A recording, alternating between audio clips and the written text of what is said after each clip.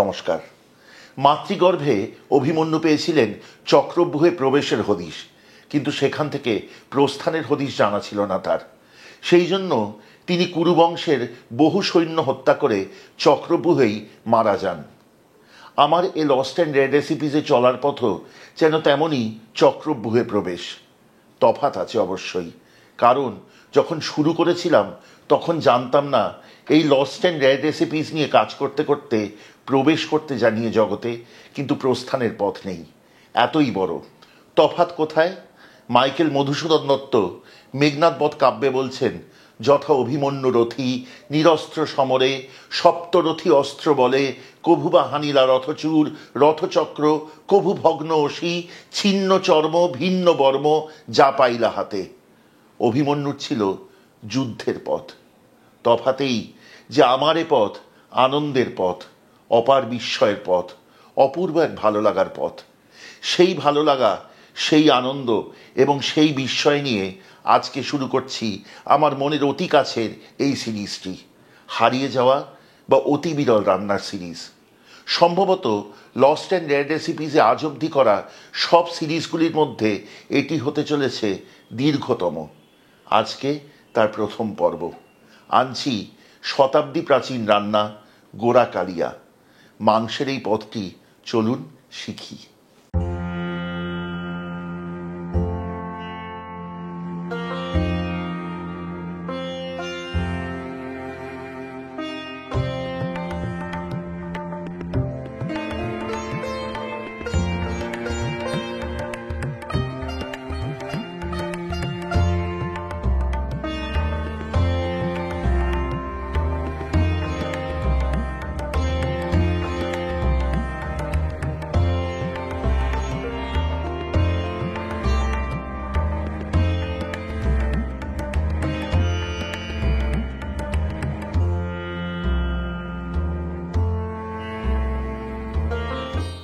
প্রথমেই বলি, মাংসের এই পদটি রান্না করবার পদ্ধতি কিন্তু একেবারে ব্যতিক্রমী।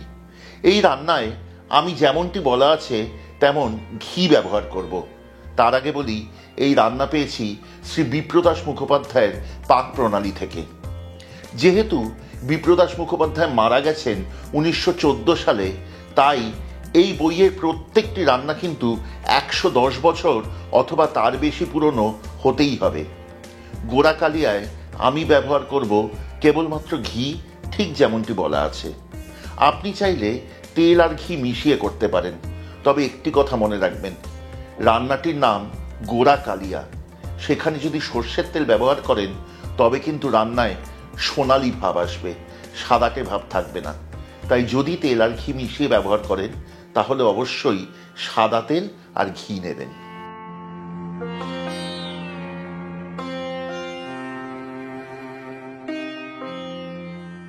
ঘি গরম হয়েছে, এবার এতে ঢেলে দিন ঝিরি করে কাটা পেঁয়াজ 1 কাপ পরিমাণ।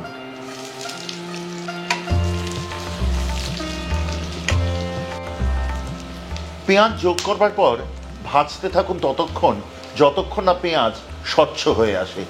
তারপর এতে যোগ করবেন আদা বাটা, অল্পক্ষণ কষিয়ে যোগ করবেন মাংস। এই পর্যায়ে যতক্ষণ এই রান্নাটি হচ্ছে আপনাদেরকে একটি কথা প্রথমেই পরিষ্কারভাবে বোঝাতে চাই। তা হলো, যদিও এটি শতাব্দী প্রাচীন রান্না, কিন্তু আমাদের এখানে কখনোই কিন্তু লক্ষ্য নয় যে আমরা সেই রান্না কেবলমাত্র অভিনয় করে দেখাবো। সেই জন্যই আমরা লোহার হাঁড়ি অথবা কড়াই এবং মাটির উনানে রান্না করি না পুরনো দিনের রান্নাঘরে বসে। আমাদের লক্ষ্য হলো সেই হারিয়ে যাওয়া বা অতি বিরল রান্নাগুলিকে আবার ফিরিয়ে আনা, আবার সেগুলিকে আপনাদের রান্নাঘরে জাগিয়ে তোলা। সেই জন্য প্রত্যেকটি রান্না কিন্তু আমরা আজকের যুগের উপযোগী করে তোলবার চেষ্টা করছি প্রাণপণ। তাই জন্যই যদিও বলা হয়েছে যে এই রান্না বহুক্ষণ ধরে ফুটিয়ে করবেন, আমি কিন্তু প্রেসার কুকার ব্যবহার করব, ঠিক যেমন ব্যবহার করছি ইন্ডাকশন কুকার অথবা আজকের দিনের কালো কড়াই। তবে হ্যাঁ, মনে রাখবেন একথাও যে এই করতে গিয়ে কিন্তু রান্নার রেসিপি অথবা পদ্ধতি সম্বন্ধে আমরা এতটুকুও বিচ্যুত হচ্ছি না। ঠিক যেমনটি লেখা আছে অথবা যেমনটি জেনেছি তেমনটিই করব, শুধু আজকের দিনের আধুনিক জিনিসপত্র ব্যবহার করে। পেঁয়াজ স্বচ্ছ হয়েছে। এবার এতে যোগ করব 1 টেবিল চামচ পরিমাণ আদা বাটা। এবার অপেক্ষা করুন আদার কাঁচা গন্ধ চলে যাওয়া অবধি।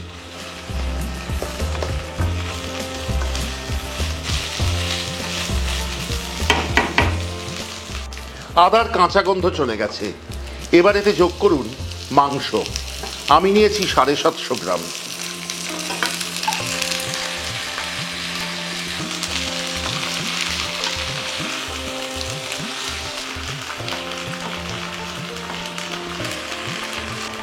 মাংসে সুন্দর রং ধরেছে।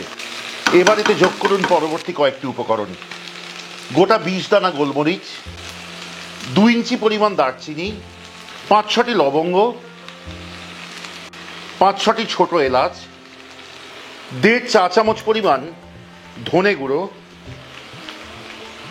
2 থেকে 2.5 চা চামচ পরিমাণ শুকনো লঙ্কার গুঁড়ো এবং খানিকটা জল। সমস্ত মশলা যোগ করবার পর তেল ছেড়ে মশলা মাংসের গামাখা হওয়া অবধি রান্নাটি কষাতে থাকুন।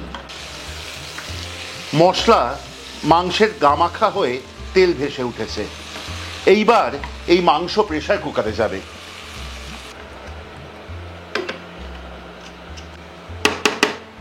এইবার এতে ঢেলে দিন 1 কাপ জাফরান ভেজানো দুধ, সাথে দিন 1.5 কাপ পরিমাণ জল।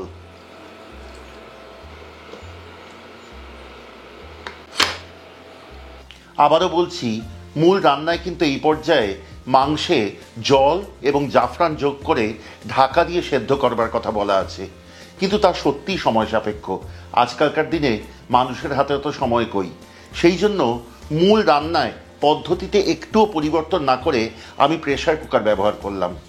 এই পর্যায়ে আপনি কতক্ষণ সেদ্ধ করবেন এবং কটা সিজ দেবেন প্রেসার কুকারে তা কিন্তু নির্ভর করবে মাংসের গুণমানের ওপর। আমি এখানে 6 থেকে 7টি সিজ দেব। তারপর পরবর্তী ধাপ। এই পর্যায়ে যখন মাংস সেদ্ধ হচ্ছে, আপনাদেরকে বলছি কেমন লাগছে আজকের পর্বটি দয়া করে আমাদের কমেন্টে লিখে পাঠান। এই সিরিজ কিন্তু অত্যন্ত মন দিয়ে, অত্যন্ত ভালোবাসা সহ করব, তাই আপনাদের সঙ্গে পেতে চাই। যদি ভালো লাগে তাহলে কমেন্টে জানাবেন এবং সাবস্ক্রাইব করে সঙ্গে থাকবেন, খুব আনন্দ পাবো। যদি মনে করেন আমাদের চ্যানেলের সব রান্নার নোটিফিকেশন সবচেয়ে আগে পৌঁছবে আপনার কাছে, তাহলে অবশ্যই বেল আইকনটি টিপে দিতে ভুলবেন না। আর হ্যাঁ, যদি আমাদের সাথে যোগাযোগ করতে চান আমাদের থেকে খাবার নেবার বিষয়ে অথবা অন্য যে কোনো বিষয়ে, তাহলে যোগাযোগ করতে দ্বিধা করবেন না। আমাদের যোগাযোগের নম্বর হলো 6291834357। সোম থেকে শনিবার কলকাতার এই নম্বরে সকাল 11টা থেকে সন্ধ্যে 7টার মধ্যে যোগাযোগ করবেন 6291834357-এ কল অথবা হোয়াটসঅ্যাপের মাধ্যমে। এখন মাংস সুসিদ্ধ হবার জন্য অপেক্ষা।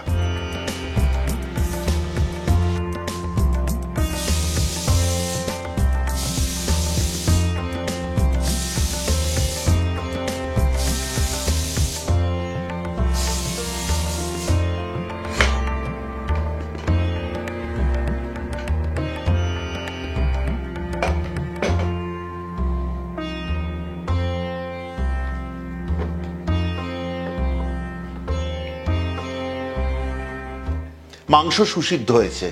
এইবার আঁচে বসান আবার একটি পরিষ্কার কড়াই। তাতে ঢেলে দিন 1.5 থেকে 2 চামচ ঘি এবং ফোড়ন দিন 5-6টি লবঙ্গ, ফুল ফেলা লবঙ্গ। লবঙ্গ সুগন্ধ বেরোলে তখন তাতে ঢেলে দিন এই মাংস এবং পরপর শেষ কয়েকটি উপকরণ, যা তৈরি করবে এই গোড়া কালিয়াকে অনবদ্য করে।